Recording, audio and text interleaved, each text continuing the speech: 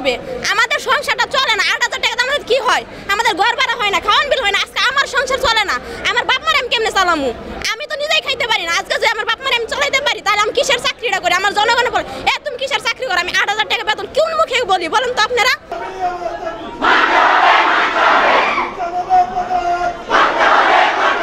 এত আন্দোলন চলতেছে কিসের জন্য চলতেছে?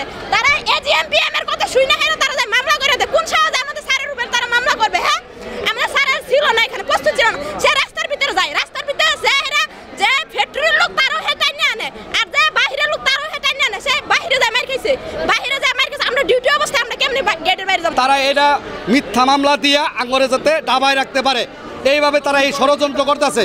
আমাদের ফান্ডের টাকা তারা যাতে আত্মসাৎ করে খাইতে পারে। মিয়া মামুন সাহেব আমাদের টাকা দিবে, টাকা দিয়ে তো চলা কেন? এই যে কতগুলো শ্রমিক আছে, সে আসুক, আইসা বলুক যে বাবারা ভাইয়েরা তোমরা বসো, আমি দেখতেছি কি করা যা। কিন্তু সে এটা বলে না। সে ঢাকাতে থাকে যদি বলে তাহলে তো হবে না। আমাদেরকে আয়া বলুক যে তোমাদের আজকে দিব নয় কালকে দিব, বাবারা একটু শান্তনা হও। দেখতেছি আমাদের যদি এই দাবি না মেনে নেওয়া হয়, দেখ অবরোধ চলবে, আন্দোলন চলবে, এরকম মিস নাই, থাকবেই। নগদের সর্বোচ্চ বার 167 টাকা রিচার্জে পাবেন 1 লাখ টাকা পুরস্কার। আরো আছে প্রতি সপ্তাহে পুরস্কার ও ক্যাশব্যাক। 5 বছর 15 বছর চাকরি করে বয়স হয়ে যায়, তাদেরকে জোর করে ত্যায্য করে বের করে দেওয়া হয়েছে। আবার ওনারা অনেক বছর চাকরি করছে, তাদের টাকা বুঝিয়ে দিয়ে দেয় নাই। পাওনা দাবি সব মেনে নিতে হইব, আর আমাদের যে মিথ্যা মামলা দিচ্ছে এটা উঠে নিতে হইব। আমাদের সবার কোম্পানি সবার নামে মামলা দিতেছে, যাতে আমরা কোনো সময় বেতন বাড়াতে চাই কি আমাকে ফান্ডের টাকা দেয় না ঠিক মতো। প্রতি মাসে আমার কাছ থেকে প্রতি মাসে 500 টাকা করে কাটা দেয়। যেটা এরা চাকরি ছাইড়া দিলে, আমরা 18-19 বছর ধরে চাকরি করি, যে বছর শেষে 15 বছর 20 বছর চাকরি করার পরে এই ফান্ডের টাকাটা আমরা পাবো, সেই টাকাটা আমরা দেয় নাই। আজকে আমাদের 3টা দাবি। আমাদের যে বড় বড় ছাত্রদের মিথ্যা মামলা করা হয়েছে, এই মামলাটা প্রত্যাখ্যান করতে হইব।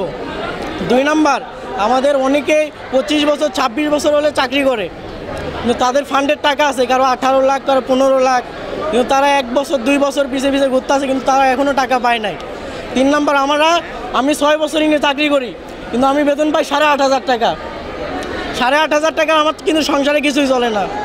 আমার মিনিমাম বেতন করা লাগবে নিম্নপক্ষে 12,000 টাকা। এটাই আমাদের আজকের 3টা দাবি। পরবর্তী যে জিএম ছিল আব্দুল মজিদ সাহেবের কাছে আমরা আসি কথা বলার জন্য।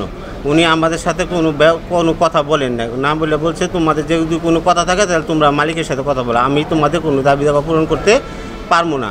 এরপর আমরা অ্যাডমিন স্যারের সাথে কথা বলি, উনিও একই কথা। উনি আর আমাদের সাথে দুর্ব্যবহার করছেন।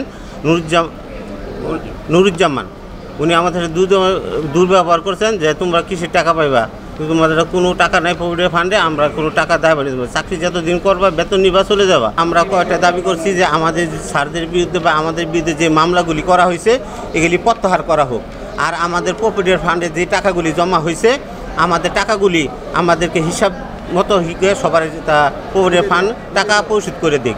আর সরকারি স্কিম অনুযায়ী যা বেতন 12,000 টাকা প্রথম অবস্থায় ঢুকলে শ্রমিকদের, আর সুপারভাইজার যে 25,000 30,000 টাকা বেতন স্যালারি ধরা আছে সরকারি স্কিম অনুযায়ী, সেই স্কিম অনুযায়ী আমরা বেতন চাই।